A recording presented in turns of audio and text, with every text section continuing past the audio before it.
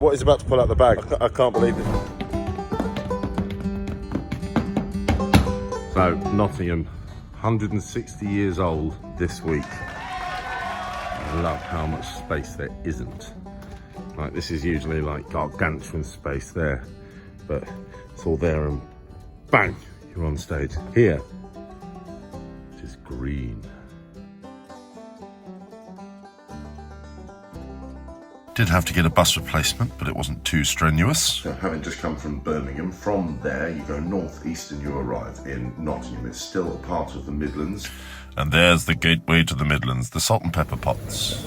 Every town has its ups and downs. Sometimes ups outnumber the downs, but not in Snottingham. Did you just say Snottingham? I did just say Snottingham. Why did you say Snottingham? Because that used to be its name, Snottingham. The initial S was dropped with the influence of Anglo-Norman French. Snottingham. Quite simply, the Inga. We remember the Inga. Remember the Ham, the settlement, the people of Not. Where is it? The Snots people. The homestead of the Snots people. It is known as a cathedral city. That doesn't mean that it has a cathedral. In fact, being a city, one of the prerequisites is that you have a cathedral. No, a cathedral city is a city that has been granted this status by the Crown as a matter of prestige, should we say, of which there are 76 cathedral cities in the UK. King Edward the Elder captured Nottingham in 919 and built a castle on the south bank of the River Trent that runs through Nottingham. But then Willie went and conquered, didn't he? And he built the main castle that we know and love today. And then, as Robin Hood denotes, King Richard, or Richard de Lion, the king with the heart of a lion, recaptured Nottingham in 1194. Yeah, he doesn't speak English, he was French. Mommy, I've got a dirty thumb. So I've not been able to find too much history on this, but I have been there and I haven't thought to remember this until this point. But there was a group of people before the Anglo-Saxon invasion called the Tiguo-Cobuk, which is the closest we can come to deciphering that is in actually the modern Welsh, which means city of caves. And underneath Nottingham, there are all of these big cave networks where they would do tanning and getting the clothes and shoes made. But this is time before the modern ways in which they started living, and of course that we live now. So during the Industrial Revolution in Nottingham, it was the textile sector that really took off, and lace being their biggest export. The whole of the lace market is a lovely area. There's churches that are now bars. There are bars that used to be shops, and there are shops that used to be factories. And it was Catherine of Aragon who sent people over to Italy to learn the lace making, so that when they came back to the lace market that they could be better and more proficient at their jobs and make the quality products that they wanted for this royal phase of our history. My cousins and my auntie used to live there, so I used to go and visit all the time. But my auntie has an interesting link to a chap who helped design and create Kate Middleton's wedding dress. And would you believe it, she has one of the actual well, I'll let her explain. And that's the actual pattern from Kate's train. Kate Middleton's train. So it's the oak leaf, the English oak leaf, and the rose. And that comes from that. That's right. He has the, that is his copyright. And that is Auntie Roz, fountain of knowledge, no doubt. Just wanted to take a moment. I was born in this city. At the age of 4 I left, at the age of 18 I came back for a wee while. Passing through now, just here in the centre of town, and my memories are just flooding. The reason I'm here is different to the usual reasons that I'm coming to visit, and I don't even really know where to start with expressing it, but it's all very nostalgic and interesting. When we moved to the pub away from Nottingham, we'd sometimes come here in the summer holidays, where my cousins Alistair and Catherine my sister V would all hang out with the Gran and Grandad and Auntie Ros. Honestly, mind-boggling being back here. It's like I'm doing a tour of my whole life. Gran and Grandad's house. Well, Gran and Grandad could have used that. They got broken into so many times. There used to be a wall down here that was so unbelievably tight that when you got there and then you had to open the doors after a 4-hour journey as a little kid, squeezing out, but then got the fence there, and then that was a porch, and then you go and say hello to Gran and Grandad. Of course, Nottingham itself is surrounded in part, and used to be a lot more, by Nottingham Forest, which is where Robin Hood used to live, and there is still a tree there that they dated back to the times when that would have been happening, and it's now held up by these wooden joists to keep it strong and keep it standing. And this old relic of a time past where we had virgin forest, no longer there, thanks to Henry VIII, who made England have the biggest navy but chopped down swathes of wood. And I think this is actually the first video where we mention Henry VIII. We've talked a lot about the industrial stuff and what cities are creating and making.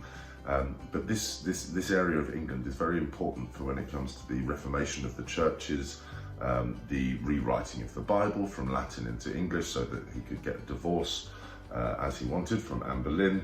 So we start to step into a new phase of history, and to look a bit more crime and punishment as well, which happened after Henry VIII, but was no less devastating to the general populace that lived around here.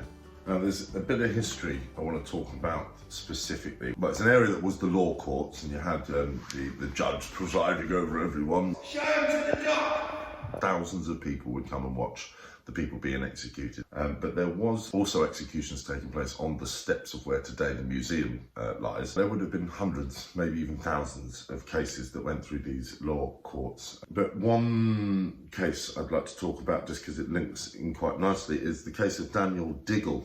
In 1817, a temporary gibbet was erected at the front of the law courts, which is where he was brought out at 8 in the morning, to a sea of people who came to see his demise. He was convicted of shooting at George Kerry, and after a visit from the chaplain, he explained that he was repentant at his association with the Luddites.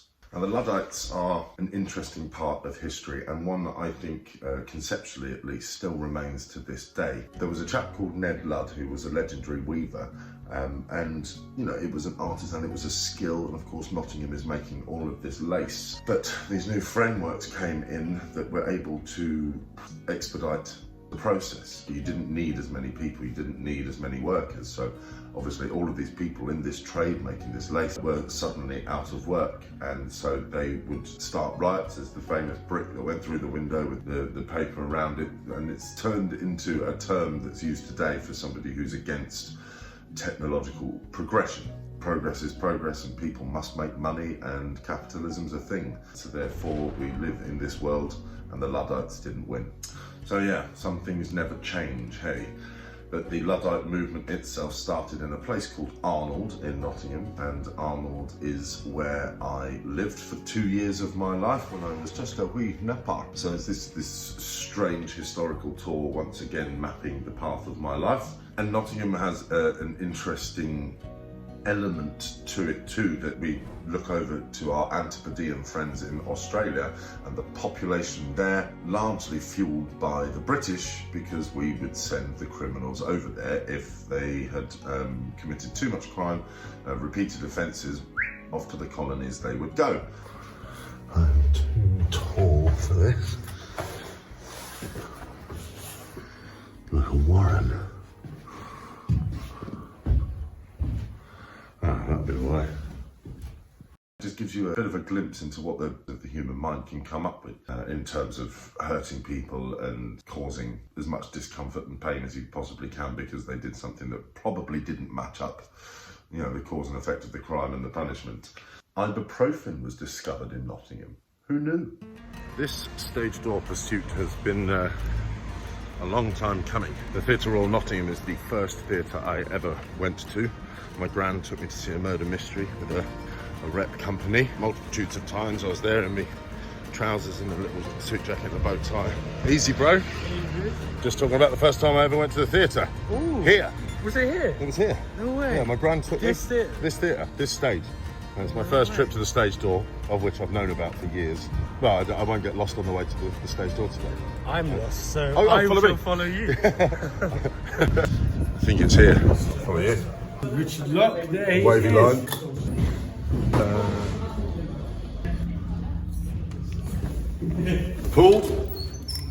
12, 11, 10.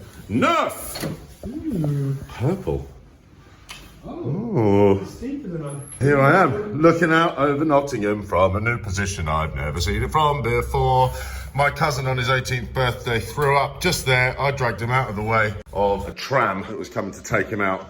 But, you know, that's what cousins are for. Golly, has my cousin been there. We used to work together at a pub called the Canal House, which has a canal running through the middle of it. Here it is. And we always had, well, there are a lot of stories about this place. There you see the canal. And there we are when we worked there. And that's me wearing a kilt. Yep.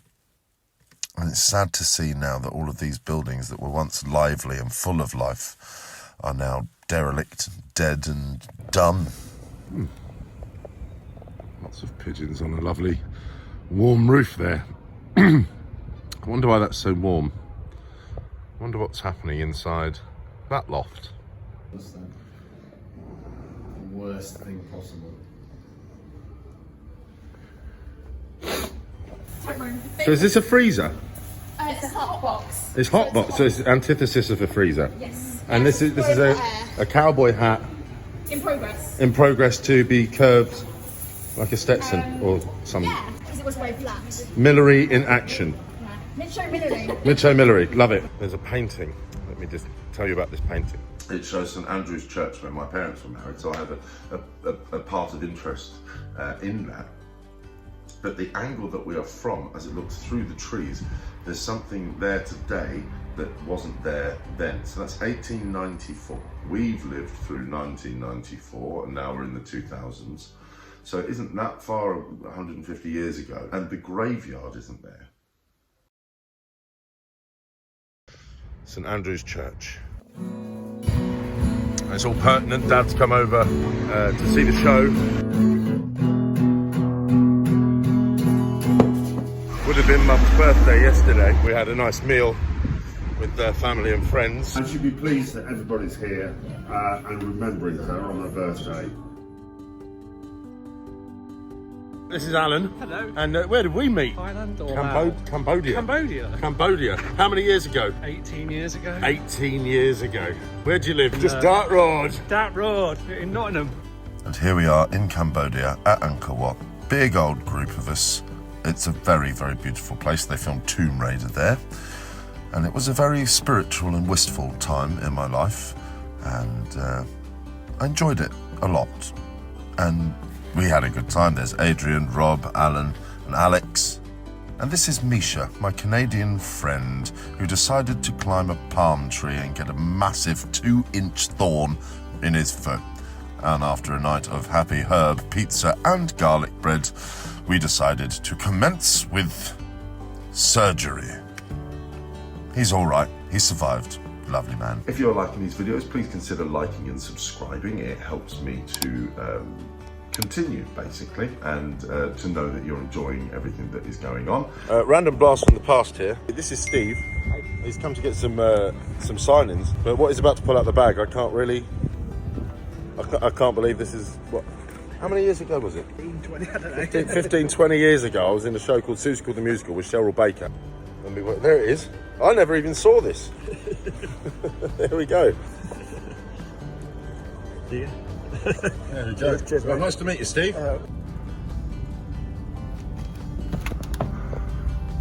Doing bullets.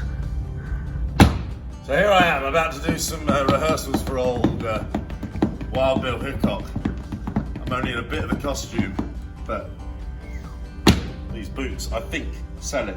But Amy, you have accepted. It's new hat day, Dickie. New hat day. How does it fit? That actually fits like a dream. What have you done? Fuck, shit. Two glasses. Oh, shit on it. When did you get this?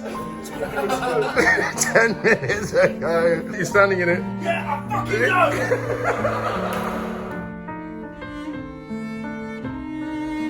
I want to help, but I also want to just watch. Keep tuning in because we have some more fun videos coming up for the next 7 months. Next stop is going to be Norwich. I have some history myself in Norwich, but there's some great alleyways. And I know that might sound a bit strange, but there really are some great alleyways in Norwich.